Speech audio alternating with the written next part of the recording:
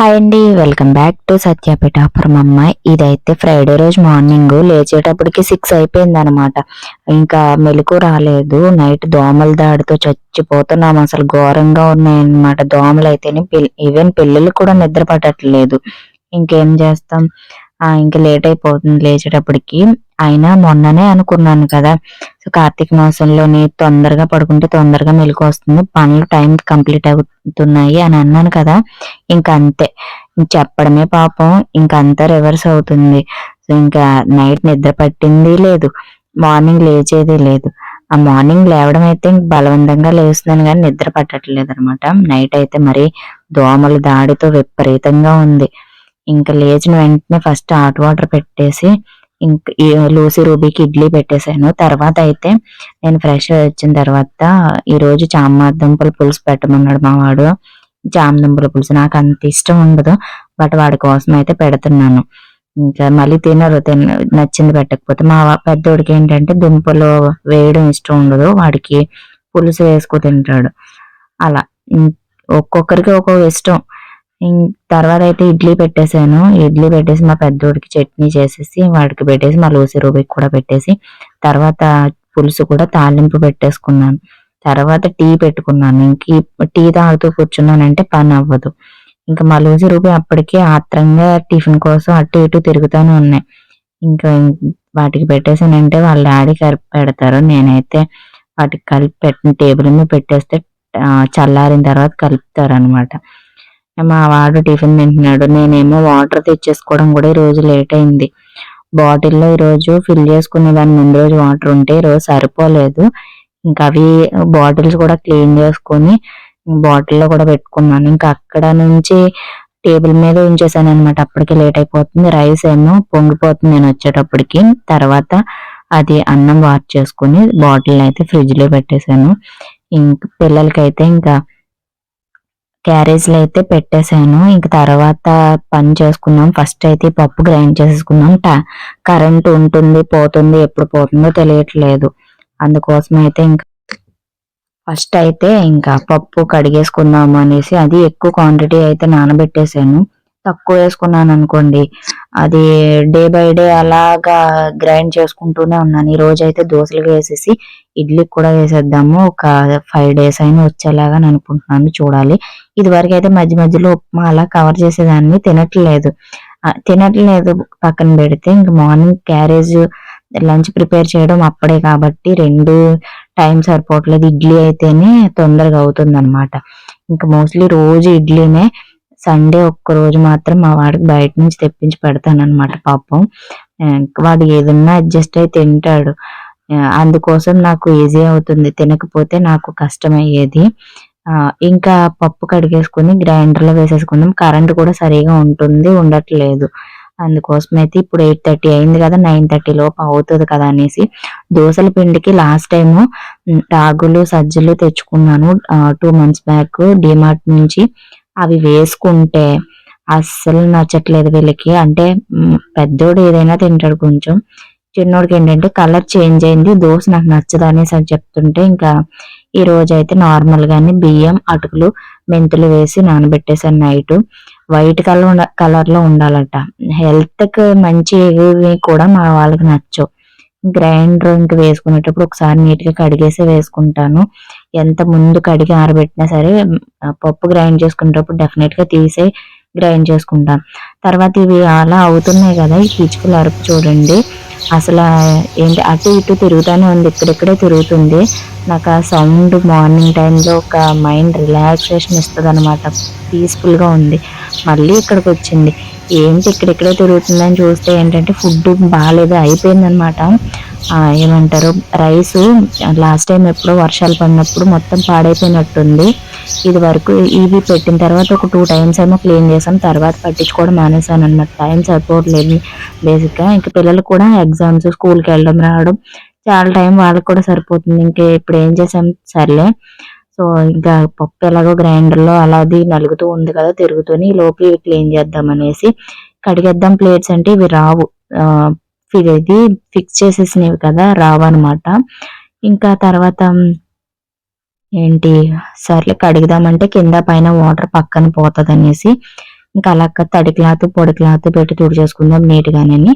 So cloth తెచ్చుకుని ఇంకా stool మీద ఎక్కుదాం అనేసి ఒక స్టూల్ కూడా తెచ్చుకుని అన్ని ఆయుధాలు సిద్ధం చేసుకుంటున్నాను.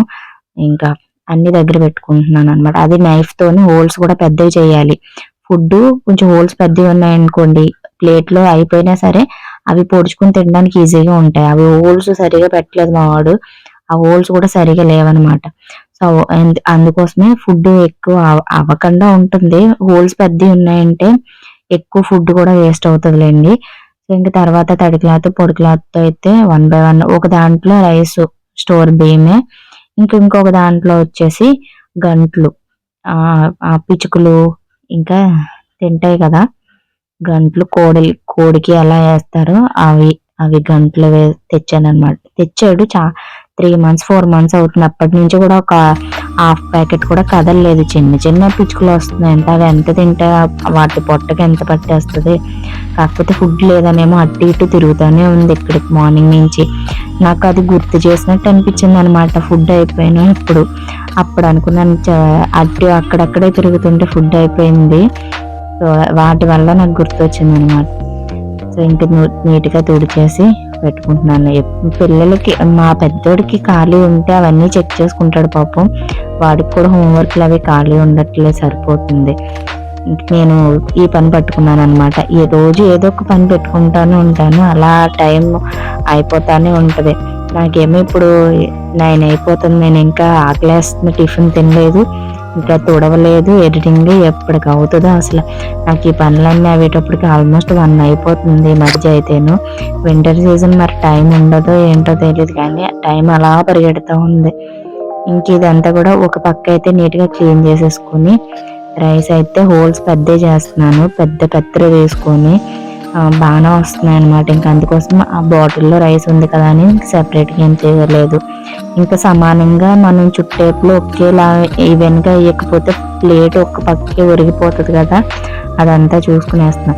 ఇలాంటి పనులు అయితే ఇంకా వాడు ఉన్నప్పుడే పెట్టుకుంటాను, ఎందుకంటే వాడిని ఇసిగిస్తూ ఉంటాను అనమాట. ఇలా చేయి అలా చేయి అలా చేయి ఇలా చేయని ఇంక నేను ఒక్కదాన్నే చేసుకుంటున్నాను ఈ రోజు అయితేను.